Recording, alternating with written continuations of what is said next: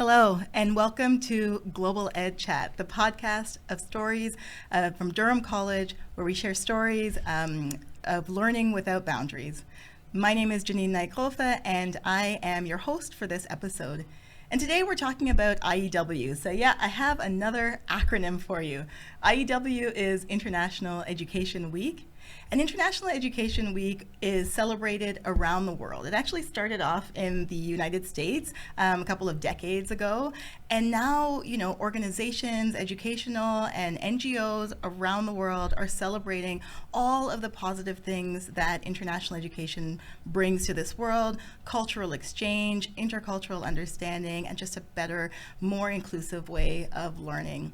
Here at DC, we're doing a number of things this International Education Week. So we're going to have some showcases of performances. We will be having booths that you can visit right here in the pit, close to where we're recording today. You can visit booths from the Durham region and explore some of the cultures that are abundant in our area, in our community. We will have movie screenings, so that's going to be really cool as well. And we'll have some professional development opportunities for faculty and staff, and of course we'll have food, like always food, right? Because what better way to share culture than through food? So we're really looking forward to, at DC, kind of celebrating International Education Week in that way. But what we do here on our podcast, we want to share the stories of people who are actually living it. So today we have three fantastic guests, and we're going to start off with Jennifer Bedford, a faculty member and program coordinator in the Faculty of Media, Art, and Design. Welcome to the podcast, Jennifer. Hi, Janine. Nice to see you. Thanks for having me on today. So, Jen, we've known each other for a while, and I know that you are a global citizen. You're a big advocate for internationalization, international education for both students and for faculty. You really make these things happen. But can you share a memorable experience from your time taking part in an international experience? It's really hard to pick just one experience because there have been many, and with many students. I am very blessed to have had many opportunities through Durham College to work with students in international education. But I will say that one that I can pick out that's very special and near and dear to my heart is the faculty-led classroom abroad that we have through Media, Art, and Design in Guatemala. And that is an opportunity where students work directly with the community to help enrich the lives of the community and enrich the lives of our students. Mm-hmm. And specifically, they are getting an opportunity to teach. And many of our students have never had that opportunity, and it can be very life-changing, and maybe we'll hear a little bit more about that later in the podcast. But that is one project that is very near and dear to my heart, that we've forged friendships with many communities through Guatemala, and that is lasting and treasured. So Okay, so being part of that experience is fantastic. And as a faculty member, as a professor here, have you seen, or do you feel that those international experiences kind of influence your pedagogy or your teaching philosophy or even your research interests? Absolutely. It permeates all areas of what I do here at Durham College, how I interact with students, how it enriches me deeply and allows me to learn about other cultures from around the world. And that really helps here at Durham College at home in Oshawa, because then we can use those traditions and cultures in the classroom. And so when we have newcomers to Canada, it makes them feel more welcome. And also it sets the stage that we are a global learning facility and that we welcome new ideas, new cultures, newcomers, and new people and their traditions and cultures. And we really want to integrate that with what we do here at Durham College. So that it's influenced every area of what I do, from teaching to research to how I engage with students. So you had the opportunity to travel, which is amazing because that's brought so many things back to your classroom and to your students. But not everybody has that opportunity, but they still can potentially benefit from international education. And so during the pandemic, you were still involved in international education. And although it seems like forever ago, how do you think the pandemic sort of influenced how you look at international education and some of the possibilities when we can't travel? We became experts in pedagogy and using tools, especially media tools, cameras, microphones to reach audiences that we may not have had the opportunity to meet in person before due to travel restrictions, due to finances, funding, all kinds of barriers that students can encounter. And so it allowed us to reach communities through using technology, even when it's not perfect. But it helps sets the stage for students to understand that technology is never a perfect thing. There will always be hiccups and blips, and but it allowed us to forge authentic relationships with people in other areas around the world. And so I think that's something that I've taken into account and continue to use this day. Tools like translate tools through Slack, for example. We're connecting with students in Guatemala right now and encouraging our students before we travel to Guatemala. We're heading to Guatemala in just over a week's time with 9 Durham College students. And so it really allows them to meet the community and get to say hello and ask some questions about what it'll be like before we get onto the ground. So I think it just helps make us more of a global community. Yeah, thanks for that, because I think I definitely agree that there are so many ways that we can engage internationally without necessarily having to get on that plane, because like you said, not everybody can or needs to or even wants to. So thanks for sharing about that. And you always speak so passionately and so eloquently about your international experiences. How do you find that kind of influences your students' engagement? Like, do they feel more engaged when you speak about some of your international experiences? I would hope so. That would be my hope. However, I do think it does, because it's an authentic story. It's coming from the field, working in the field with students, allowing students to build the skills that they need to be successful when they graduate from Durham College and potentially go on to further education or go right into industry. So it is influential. I think it shows the passion, dedication as a faculty member, and also allows a faculty member a lot of professional development opportunities and a way to look at the landscape today globally in a way that they may not have seen just being a faculty member at the college. So I think it's manyfold, but it benefits both the students, it benefits the communities, and it certainly benefits the faculty as well. Thank you so much, Jennifer. Really appreciate that. We'll now hear from a graduate of the Journalism Mass Media program who actually traveled with Jennifer to Guatemala, one of the experiences abroad. So Andre Spence, welcome to the podcast. Thank you for having me. So Andre, I'm going to ask you, I know you went to Guatemala, you were on a faculty-led classroom abroad. What was the most surprising thing you learned about yourself while you were abroad?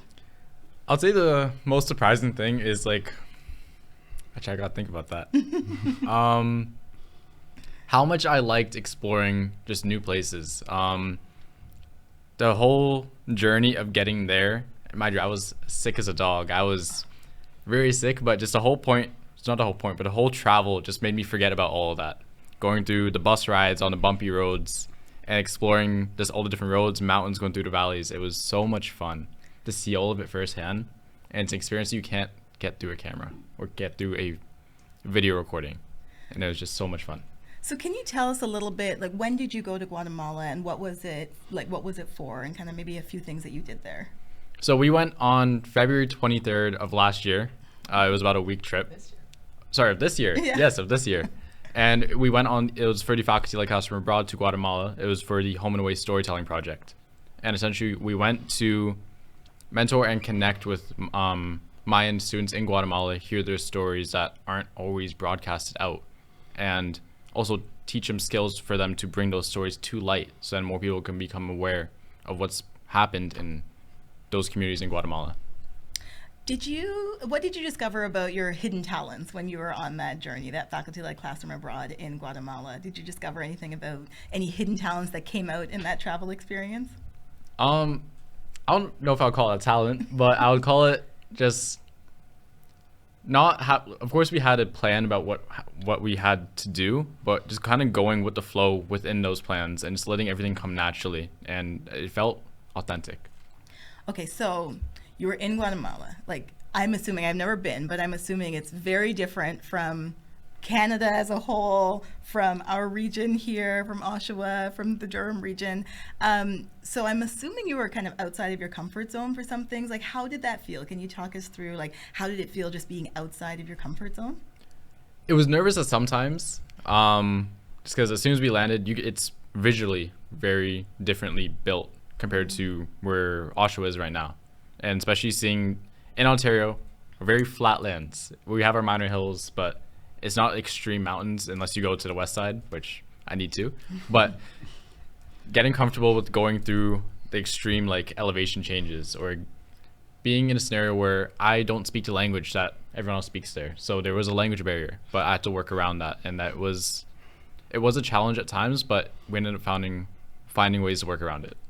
So I am actually curious about that language barrier, and can you tell us a little bit more, like what did you do to get, beyond that? Because they speak Spanish, but also many other languages, right? So how did you get beyond that language barrier? So they spoke Spanish and Quiche.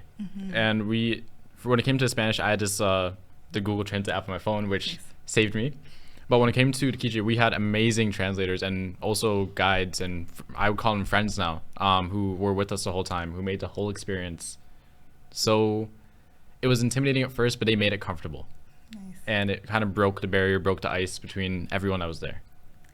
Okay, so you're from the Faculty of Media Art and Design, a graduate. I consider all of the students in that faculty artists. And so I'm curious, how did you express your creativity when you were in Guatemala? I expressed my creativity. I would say I did a photo story, which I just catered it to anything that was human built, whether it be the buildings, the cars, the bikes, the signs, the electricity posts. I did my story just kind of showing what it visually looked like there, just looking around, waking up, and just exploring. And I'd say that's how I explore myself. And that's what I try and tell people about when I tell them about Guatemala. That's fantastic. Thank you so much for sharing, Andre, and thank you for being here. Our next guest is here at DC on a semester abroad program, and he comes to us from the land of my own birth as well, from Jamaica, and he's here on the Emerging Leaders of the Americas program, and guess what? We have an acronym for that too. It's ELAP. Welcome to the podcast, Joel. It's a privilege to be here. So glad that you're here. So can you tell me a little bit about the program that you are on and maybe some of the courses that you're taking at DC? DC. Well, in Jamaica, I am currently studying bachelor's in land surveying and GIS, which stands for Geographical Information System. And, I don't know if there's land surveyors in Canada, of course, and in Jamaica as well. And some of the courses that I'm doing here involve research planning, GIS, because I want to get an experience of what it feels to do GIS in Canada. Because you guys have different systems you use, and I wanted to get used to it and learn more about it. Also, I'm doing sociology as an elective to learn more about social media here as well. And which other course am I doing? They're really memorable, eh? Yeah. Putting you on the spot. I'm doing 2 in Jamaica as well. Yeah. Because I'm in my last year currently. Okay. So I have to do those. So I'm doing remote sensing and GIS2, which is a higher form of what I'm doing here.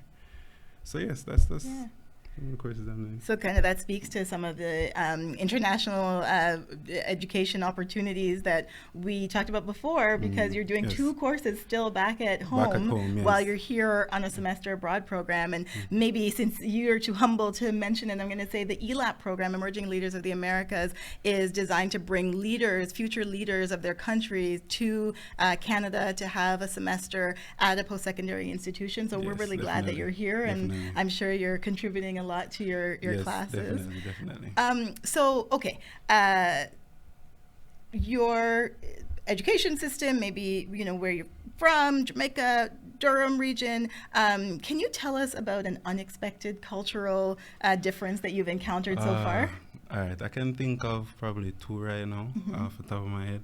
First thing that I had to get used to here is everybody here is very polite, honestly. So everyone hold the door for you, or whenever they see you in the room, they ask you how you're doing. I'm not really used to that in Jamaica on a regular basis, so it's every day. And the next thing that came to my mind was, I'm not sure, you guys eat patty, right? Yes. Patty, yes, everyone eats patty. Yes. In Jamaica, we usually have cheese patty, beef patty, and we eat it by itself. So my roommate, Omar, I saw him last week, he was eating it with ketchup. He put ketchup on it. That's completely confusing to me because I'm not used to that. In Jamaica, I found it so odd. So that's definitely a cultural difference for me, definitely.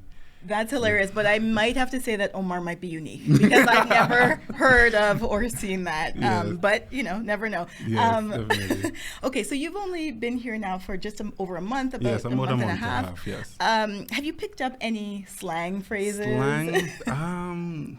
Not really. More, I see people more picking up slangs from me, mainly.